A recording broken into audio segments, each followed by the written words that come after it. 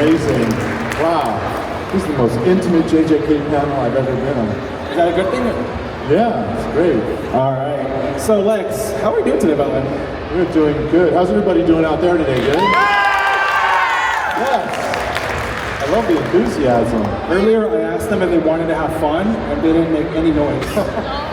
So we're gonna have fun though, right? Absolutely. So Lex, just in case there's someone here who isn't super familiar with your work, can you let them know who you are and what characters you play?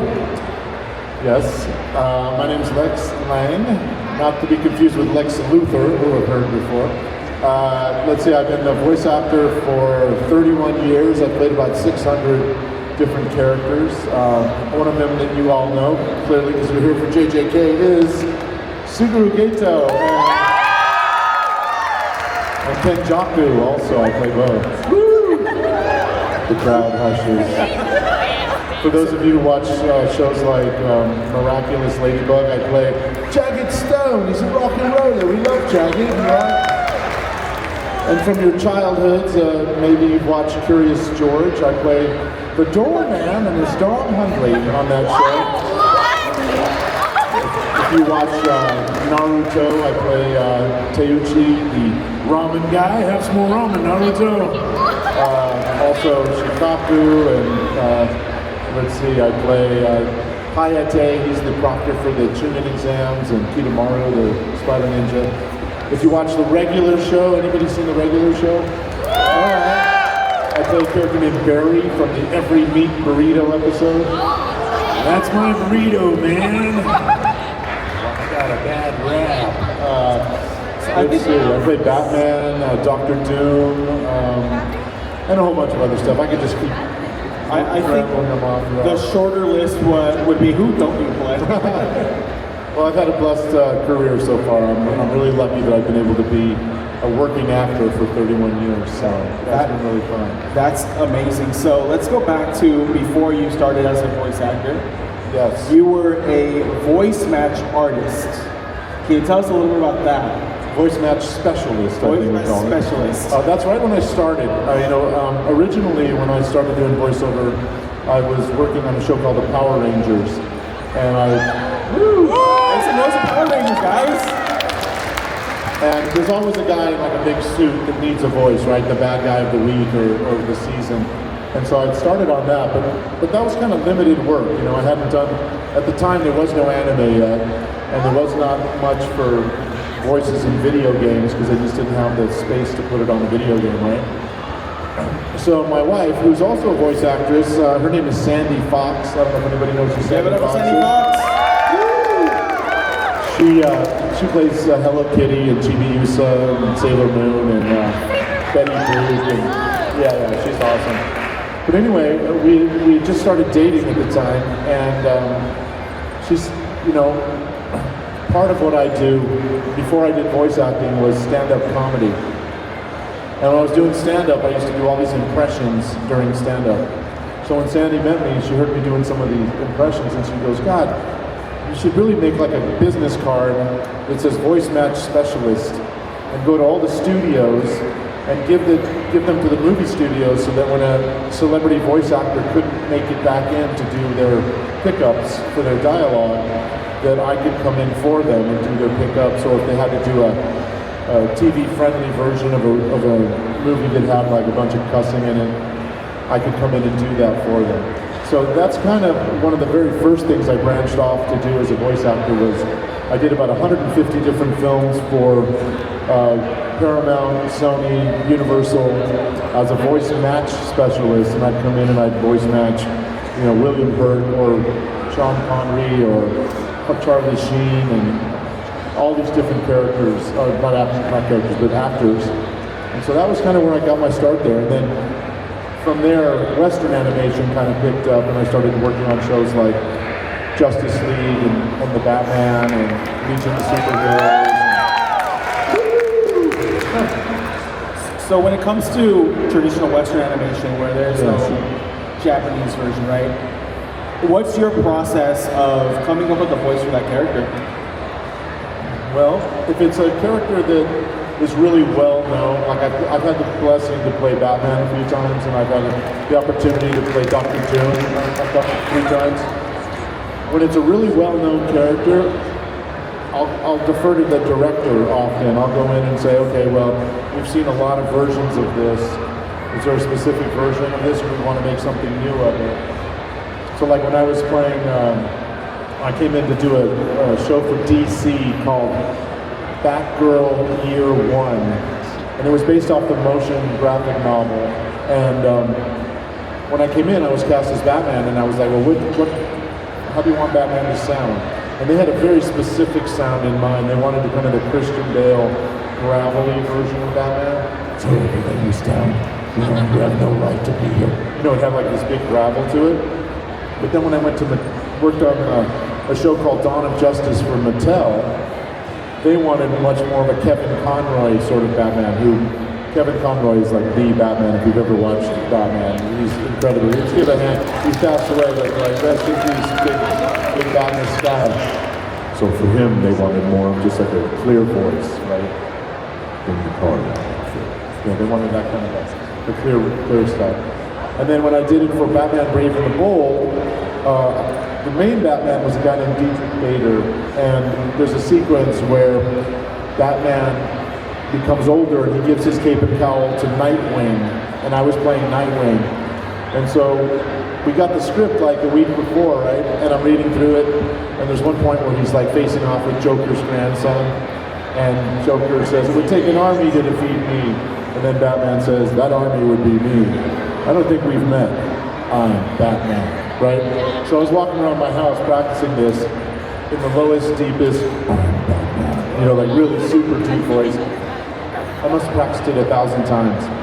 And then when I got to the session, the director, Andrea Romano, who's like the most incredible director, she said, well, remember, it's Nightwing. And so he doesn't have that sense like Bruce Wayne has that really big, deep voice. Nightwing has a much lighter, friendlier voice, we'll call it.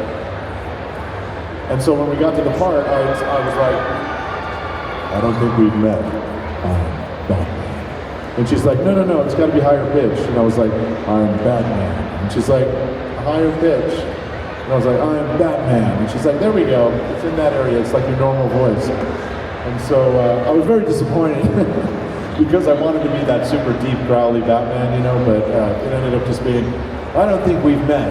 I'm Batman. So the great part about that was that when we did that, they stopped the production, they were recording, right? And the director said, Lex, I want you to know, even though you were hoping it would be a real deep, gravelly voice, you're only one of 8 people in the world that has sat in the Warner Brothers studios and uttered the words, I'm Batman. So I started crying, basically, at that point. I was like tearing up. I was just like, man, I couldn't believe it. Thank you. I absolutely love that. But this is a Jujutsu Kaisen panel. Yeah, it is. So when you booked the role of Geto, did you watch the Japanese audio and did you try to voice match the Japanese actor, or did you have your own take on that? No, when we first started, it was still the pandemic, so we were working like out of our home studios. And the director of the first season, who also plays Jogo, Michael Sorich, you know, Volcano Head. You know, the show comes out simulcast, so basically it comes out on a Monday in Japan, and then the United States gets it on Tuesday, and the English adaptation writer writes all the adaptation so that the dialogue matches the translation, but it also matches the flaps, right? So they get that on Wednesday. I mean, they turn it in for their actors to start recording on Wednesday, and then they record the whole week, and they give it to Crunchyroll on that following Wednesday, and the following morning, Thursday morning, the dub comes out. So it's a very fast turnaround, right? So when I started the session, in season 1, it's Kenjaku. He's got the scar across his head, right? He's already like in Kenjaku mode. So I got there and I asked the director, what's the scar across his forehead about? And he goes, I don't know, buddy. And I was like, well, is he a good guy or a bad guy? And he's like, I don't know, buddy. So usually you depend on the director for this information, you know? So I said, okay, what do you want me to do with this voice? More sinister, higher, lower, breathier, less breathy.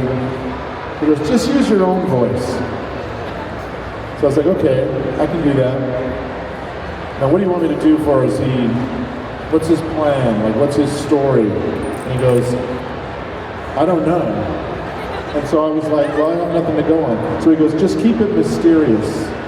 He kept saying that, just keep it mysterious. So I kept it mysterious. But I was really upset because I had nothing to go on the entire time, right? So after season 1, we did Jujutsu Kaisen 0. Anybody see that one? Yeah? That was really cool. So when I got to that session, because we were recording live in studio again, when I got to that session, I noticed that he did not have the scar on his forehead anymore because he's just regular Geto at that point, right? So I said, what happened to the scar? And the new director, because it was a new director, said, oh, he's not Kenjaku anymore. And I said, who's Kenjaku? And she goes, well, the character you played all season last year. And I was like, we need to talk. So I went into the booth, we read through a bunch of manga, we watched all the flashbacks in the movie, and I was like, oh, okay, I really know who this character is now. So you'll notice from JJK 0 into season 2, Geto and Kenjaku are much better fleshed out. Like, I have a real idea of what's going on, you know? And so I went and saw the movie at the theaters. In Los Angeles, it was playing at the movie theaters too. JJK 0, right? And I was so blown away by how cool a movie it was that I started reading the manga right there. I was like, I gotta know what's going on. So I read it all the way to the end, of course, now. But by the time season 2 started recording, I knew everything about Geto, the hidden inventory, I knew all about Gojo, their relationship, their friendship, I knew what Kenjaku was about, I knew all about his 1,000-year plan. I mean, I was like ready to go. So you'll notice season 2, it really feels like you get a solid Geto and Kenjaku. That was a long answer to that question, but that's a great answer to that question. You mentioned season 2. So I typically don't ask these kind of questions, but I do want to hear your answer on it. In season 2, episode 1, there is a Digimon reference. yes. You famously voice WarGreymon, Omnimon, amongst a bunch of other Digimon in that franchise. What was your reaction to reading it in the manga as you were going along? And did you think that it was going to get adapted into the anime? I thought it was really cool. I wanted them to adapt it where he said WarGreymon instead. I thought that would have been such a perfect little nod, you know, a little what do they call them? Cookie or whatever. Easter egg? A little Easter egg, yeah, that would have been great. Anybody ever watch Digimon when you were kids or anything? Hey, make some noise for Digimon, guys. Yeah, I played WarGreymon! And Rapidmon, Omnimon, Cybertramon, Scorpiomon. Rapidmon. Rapidmon, yeah, so many. It's Back in the day when there was just like, you know, maybe 200 voice actors that were like the main pool of voice actors, they would often ask voice actors to play more than one character on a show. They still do it a little bit. Yeah. So back to, I just wanted to ask you about that because I've known you for your work in Digimon and Power Rangers, so I just had to. But when you have voiced, Geto, are there any lines that stood out to you for whatever reason? Yeah. So, there's this one scene where, everybody's seen both seasons more or less? Yeah. You can safely say. There he is.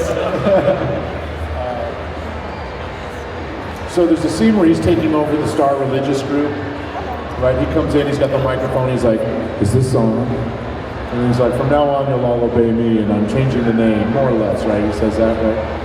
And they're kind of clamoring in the audience a little bit, and he goes, well, that just won't do. I love that line so much. Come on, you guys. I love that because he's finally made his decision. You know, he was struggling with it so much. He went down this super dark path, right? Like this depression. Couldn't make up his mind. He was torn between do I protect or eliminate these people, right? And then finally, after disappointment after disappointment after disappointment, he made his choice to like, okay, I'm going to try to create a world of Jujutsu sorcerers, right? No more non-sorcerers. And it was at that point when he finally put on the priest wardrobe, right? That he was like, I'm doing this. All right, so that was one of the lines that I thought was really, really cool. Another one was when Kenjaku puts Gojo in the prison realm, you know, Shibuya, right? Yeah. I'd read ahead in the manga already, and so I knew that he was going to say, good night, Satoru Gojo. Let us meet again in the new world, right? So I was so ready for that. And when I got to the session, the English adaptation wasn't that. It was something like, see you, Satoru, maybe later someday or something, right? The English adaptation writer is a really good writer. Like, he's really incredibly talented. It's a guy named Jeff Nimoy. And he's really like, he's a great director, he's a great writer. But when I saw that was different, I was like, you know what? This has to say, good night, Satoru Gojo. And then let us meet again in the new world is so important, right? Because Kenjaku's like, I'm creating this entire new world, right? So we made sure that happened. The director, who was the third director, was like very cool about knowing that we knew so much about it as a cast. They're like, yeah, if that's what he says, let's go, let's do it. So that was another one of the lines I really liked. And how often do you get to like have a say in things like line changes or even potentially improvising lines? Well, no, we don't really improvise lines. Not really, but with Jujutsu Kaisen, because most of the main cast, like the guy who plays Yuji, Adam, and Keiji, who plays Gojo, and Anne, who plays Nobara, and myself, a couple other characters, we read the manga and we know the story so well that if there's something that doesn't match really from the manga, we'll mention it to the director, and almost always the director says, okay, let's make that work. So it just happened in season 3 already, from one of Kenjaku's lines, where he says the space between dream and reality is a curse.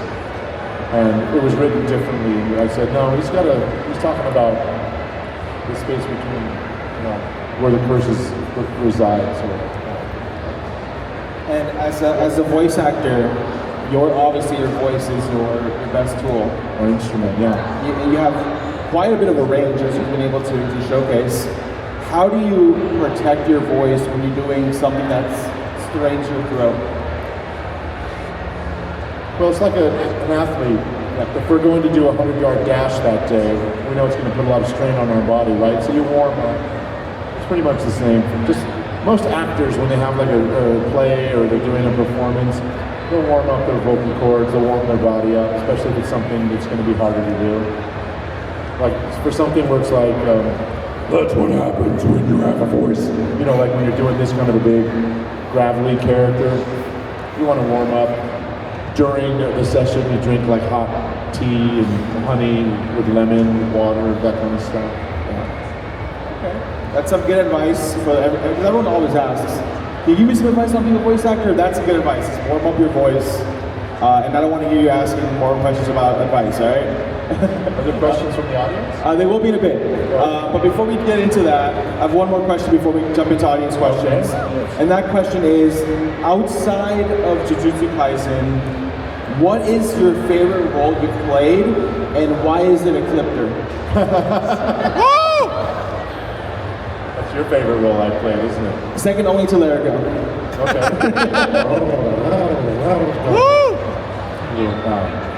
Yeah, he's talking about it. So it's my favorite season of Power Rangers. Power Rangers in space. And I played one of the bad guys, Ecliptor. All right. With that said, please line up. I'm gonna actually move this mic down. So if you want to ask, anybody have a question or anything, JJK or otherwise? Please line up, and we'll ask them some questions. No spoilers though for past what's been played on season 3, okay? And all you have to do is say your name and what your question is.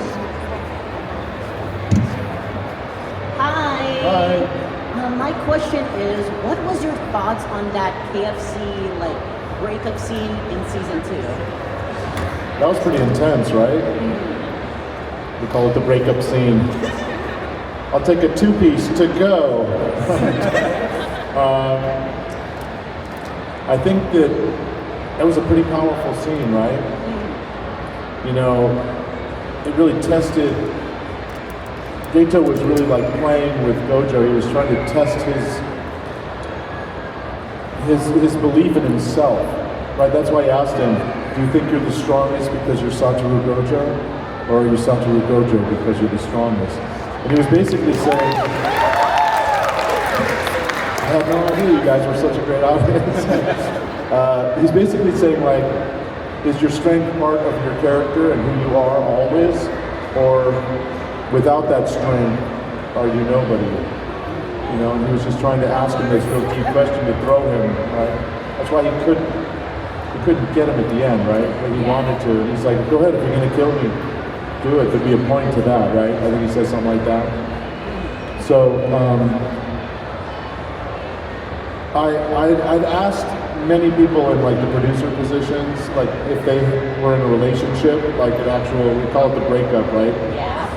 And what came back to me was that they were not in a romantic relationship, but that they had a bond that was soulmates beyond brotherhood, is what I was told. So I think that's a pretty cool quote, soulmates beyond brotherhood. I believe it. They really were the one and only for each other. Because they were the only ones who could understand the type of strength they had and the impact they had as sorcerers on non-sorcerers. So yeah, good question. Thank you so much for your question. Hello friend, what's your name and what's your question? I'm Julianne. What's your feelings on their marriage? Gojo and Geto's marriage? Which marriage? Or brotherhood? The one that happened in, I think it was Tokyo? They had like a whole ceremony. I'm not familiar with it. You should look it up. They had like a whole scenery. I read the. What's this in? Not the manga. No, it's like a real life thing. Like they had a genuine marriage. So people who did this, who dressed as them in Tokyo. No, cardboard cutouts. They like got rings and cardboard cutouts, set them up, had a cake. Oh, somebody did like a wedding of them. Yep, entire wedding. Oh, is it online somewhere? Is it like on TikTok? Or Yeah, something? it's online. You can look it up. Oh, I gotta look that up. You know, a lot of people do shipping, right? We've seen a million. You can go into Artist Alley here and see some incredible shipping art, right? Which is, I've seen some that are like, whoa, that's the next level. But so I think it's cool when fans ship characters together. It's not always canon necessarily, but I do appreciate the art and just the imagination of it all too. Cool, thank you so much for your question. Hello friend, what was your name, what was your question? Hello, my name is Aiden. Move a little closer to the mic. Sorry. Hello, my name is Aiden. I wanted to ask, do you have any strong memories with recording the dub for Fist of the North Star, playing the character Kenshiro? Yes, the question was, do I have any strong memories recording the dub of Fist of the North Star? I played Kenshiro, who's the main character. I don't know if anyone's ever seen it. It's a great dub, actually. I do have memories. First of all, I thought it was a really cool show. I thought the animation was really cool. But most of my memories are having to go like a million times. I had to do that so many times. And I always end with like a long, and like, a big punch.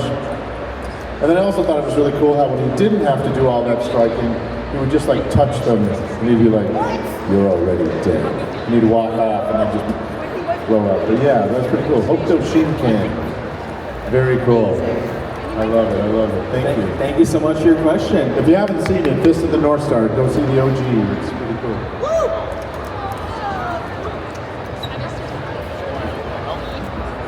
All right. Got a little. My name is Anson, and what's your favorite anime outside of Jujutsu Kaisen? What's your favorite anime outside of Jujutsu Kaisen? Well, there's a couple of them. If you go real old school, like super old school, the first thing that I was introduced to as an anime, it was called Speed Racer. I don't know if you ever saw Give it up for that. Speed Racer. As a kid, that was so cool. I mean, that was like one of the top things I've ever seen. It was really cool. There's the one that's more current right now called Apothecary Diaries. People are fans. I love that one a lot. Down Dead Island, I don't know if anybody watches that. That's pretty funny. Yeah, there's also another one. It's on Crunchyroll. It's called Jumikoki, and it means the 12 Kingdoms. And if you've never seen 12 Kingdoms, it's really good, and the cast is fantastic. Awesome. Thank you so much for your question. Good question. Hello. My name is James. And I appreciate if you don't want to answer this, but I guess I was just curious as a working voice actor, like what are your thoughts on celebrity voices? Like I can say, okay, yeah, it drives people to the movies, it drives animation, or is it like, hey, you're taking work of people that have really put a lot of time? You know, I don't mind celebrity voice actors, you know. Luckily, they're actors, and they're generally, most of the time, they're pretty good. They need a little more direction, especially if it's anime or something they're trying to get into. But in general, you know, like those guys who were in Toy Story and all that, I don't feel like, oh, they took a job I could have had, you know. I like hearing good celebrity voice actors. Many years ago, when they first started sort of infiltrating the voiceover world, there was a little bit of that, hey, stay in your lane, I'm a camera guy, you know.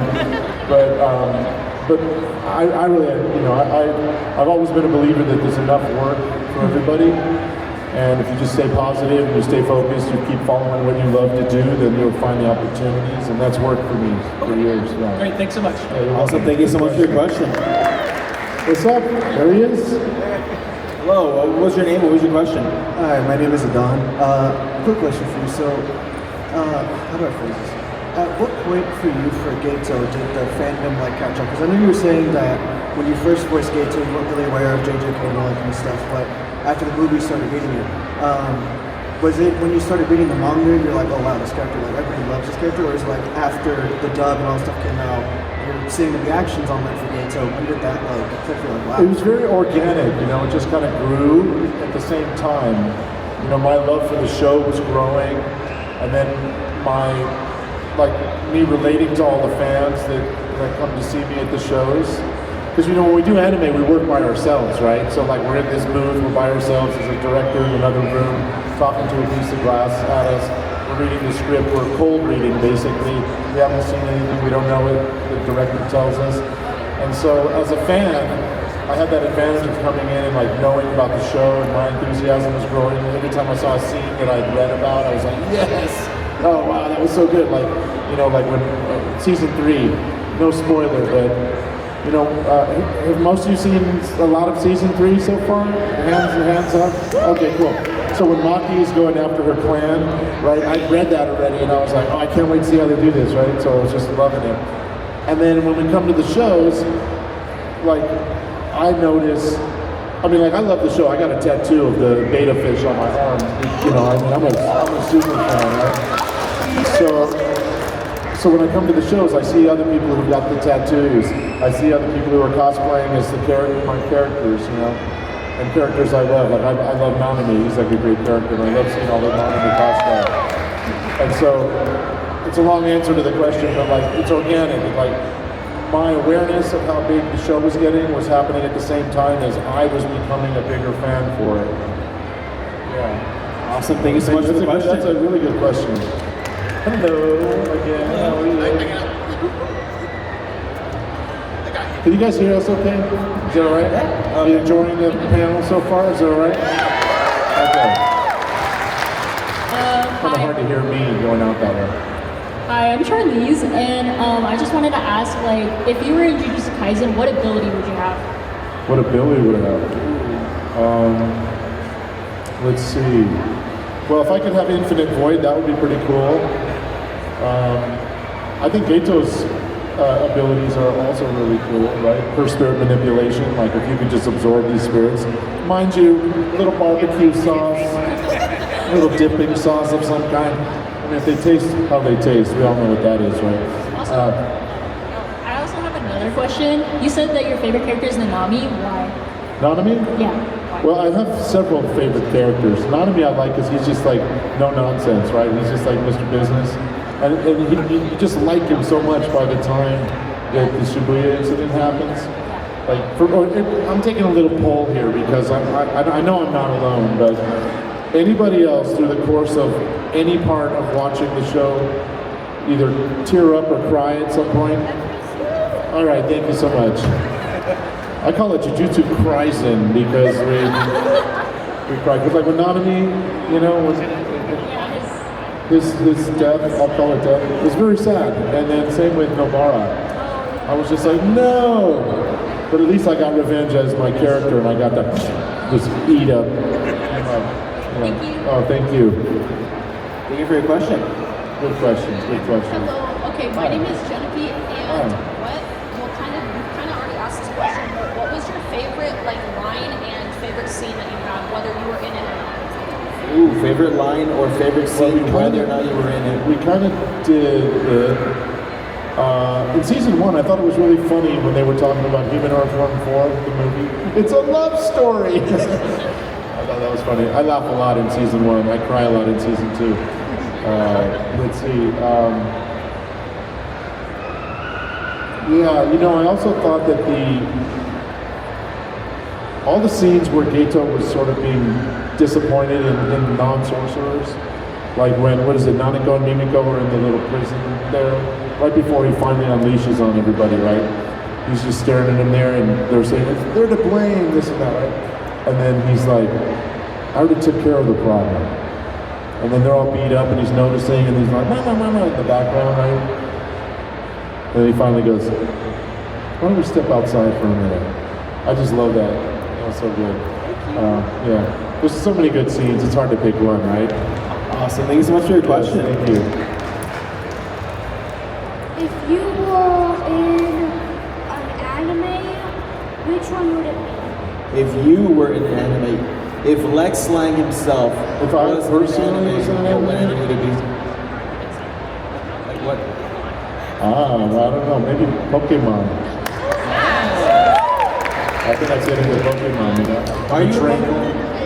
I'm on Pokemon Go, but oh yeah, I am in Pokemon actually. I played Team Maxi, the team leader, and I'm also a hunter in the last episode of whatever that big long Pokemon show was. Yes.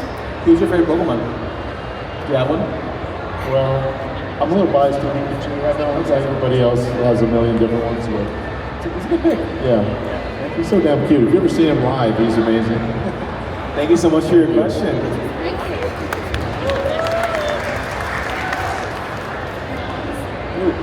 This one's for Lex Lang. When you fought John Kaisen, how was that your voice acting experience? You said when you fought John Kaisen, what was your... John Kaisen, yeah. John Kaisen? Yeah. Who's John Kaisen? I'm not sure. John Kaisen, the main character. Whatever. John Kaisen, he's best friends with like the Hello Juliet guy. What episode? Like the whole season.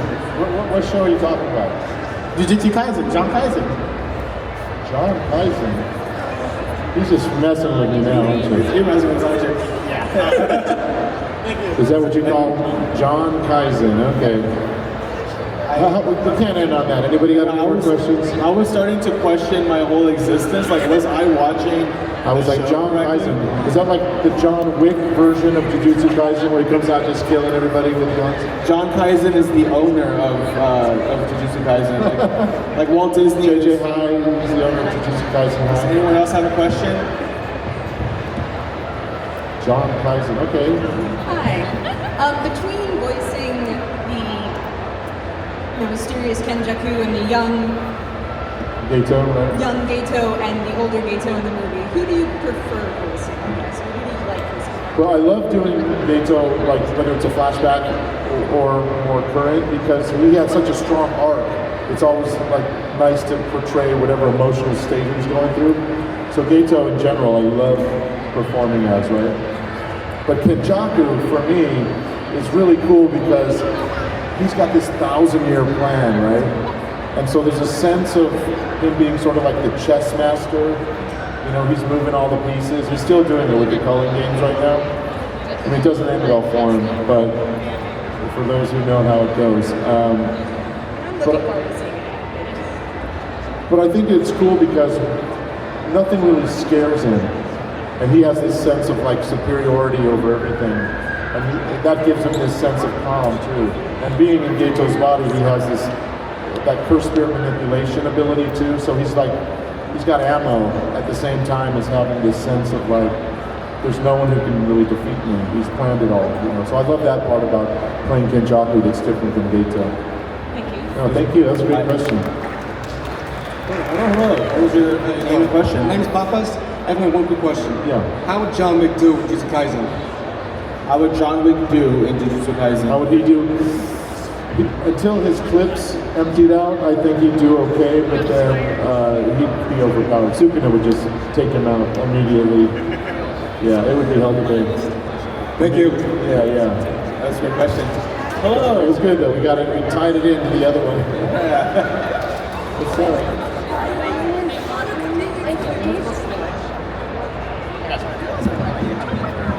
Just a little closer, that's all right.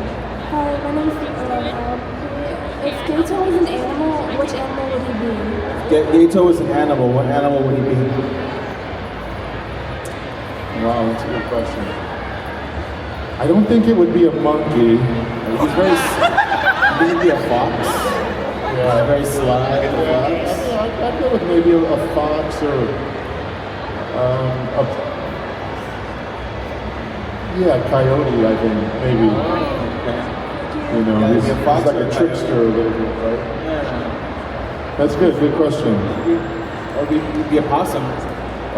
Hello.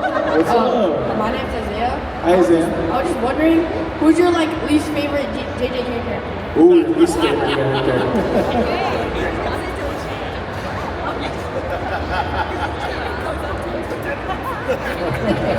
I know someone who really does not like Panda. I don't know why. I like Panda. You know, some people don't like Mahito, but I think Mahito's a super cool character.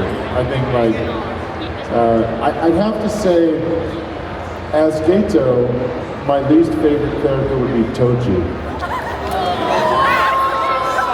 I can see that. But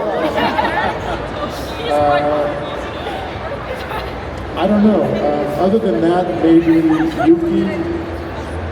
She convinced Geto. Well, she didn't convince him, but she leaned the scale a little bit for him. Yeah. Thank you so much for your question. That's a good one. That's a good one. Hello, friend.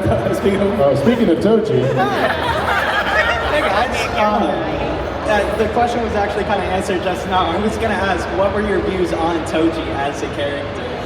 Well, my friend Nicholas Roy is the voice actor who plays Toji, and he's amazing. I mean, isn't he amazing as Toji, my friend Nicholas? He's so good. But what a bold character Toji is, right? Like, no cursed energy, but able to just be so strong, and I mean, you know, what he did to Rico. Everybody knows what happened with Toji, right? Damn Toji! It could have been such a different world. It wouldn't have been the same show if he hadn't come in and killed him. Because Geto was like, okay, let's go home. It's all good. We can have a childhood. Bam! She's gone, right? And then, had that not happened, Geto would have been like, okay, Gojo, what's next, man? What's our mission? What are we going to go do next? But instead, he was just like, okay, Spiral starting right now. You know? That was so shocking. I even knew what was happening when I watched the animation. I was like, oh. Literally, I mean, that was an amazing animated bit. Yeah. Thank you so much for your question. Hello, friend. What is your name and what is your question? My name is Nevaeh, and my question is, what is your guys' favorite curse? What is your favorite curse?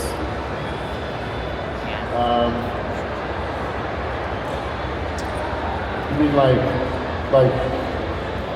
curse techniques, like boogie woogie and those kind of things? You mean? Like the actual curses that you're going to see on the show. My favorite curse. Wow, I don't know if I've locked enough of them in my mind. You have a favorite? Probably the blood paintings and all The blood manipulation? Yeah, so that is the first technique, yeah. So, like Choso and his brothers. Yeah, Those are yeah, some yeah. of the fun ones that I like along with. Sukuna's always a really good one. yeah, there's so many good ones, it's hard for me to pick, but with Choso, I really love the blood manipulation that he does. Blood piercing, I think he calls it, right? Yeah, I'll have to think about that one a little more. Thank you so much for your question. All right, last question. Last question from the audience, I should say. Hello, what was your name? What was your question? We said hello. My name's Andrea. What are the chances of playing Judas for the Gojo and Suguru fight? What are the what? What are the chances? The chances of playing Judas for the Gojo and Suguru fight? Of me playing it? Like on the episode, or well. What are the chances of me playing it? No, like just in general, the anime playing Judas. Oh, what are they? Oh, I don't know. I don't know. I wish I had an answer for that, but I don't have an answer. Thank you. Thanks so much for your question. I have a question. I have a question for you. So, I hate when I don't know the answers. Yeah, it happens. You're good. I have a question for you though. When you were auditioning, did you happen to audition for any other characters besides Geto? That's a good question. I did not have to audition. Oh. They called me and said they had a great character for me, and would I be interested in playing Geto? And I was like, yes. And I always say yes. If somebody, because it's interesting. A voice actor, about 90% of our time is auditioning. And then let's say we do 100 auditions. If we get one of those, it's like batting 1,000. It's like, oh God, for every 100 I get one, I'm so happy. Because then you can get like 20, 30 roles per year if you stay on that. But yeah, so they called me and just said, we have a part we think would be great for you. He's kind of a small part right now. We think it evolves and we even change into a different part. And I said, great, yeah. So I never got a chance to audition for anything else. But I have to say about the casting, this is one of the best casting of any show I've seen in a long time. Yeah. I can't hear anybody else but Keiji playing Gojo, or Adam playing Yuji, or anybody. Wow. Yeah. But if you could be at any other voice, if I could be, if you could voice any other character, who would that be? Like, who do you think you'd have fun playing? Oh, anybody. Sukuna, I think, would be so much fun to play. Okay. Tochi is a great character to play, I think. Keiji's done such a miraculous job with Gojo that I don't even want to think about myself playing Gojo. Because he's just so good. He's just perfect. Your entire cast is phenomenal. I was watching it with my brother. He watched it in Japanese, and he watched the subs. And I was like, I work with voice actors. I'd rather watch the dub because I work with these folks. He goes, I guess. He has that sub over dub mentality. Yeah. So we sat down, and he has his arms crossed, and he goes, okay, they're actually pretty good. All right, that is our time. Hey, I got a question. I know this is for applause and stuff. After we're done, like just when we say we're done, would you guys be okay with like coming up here and I'll do a selfie and get all you guys on? Just do it carefully, okay? Please be careful. It's nice and easy. Thank you guys so much for being here. I love you guys. Thank you. Please give a round of applause for Mr. Lex. Come up over here and do a song together, okay? I'll put it on my Instagram.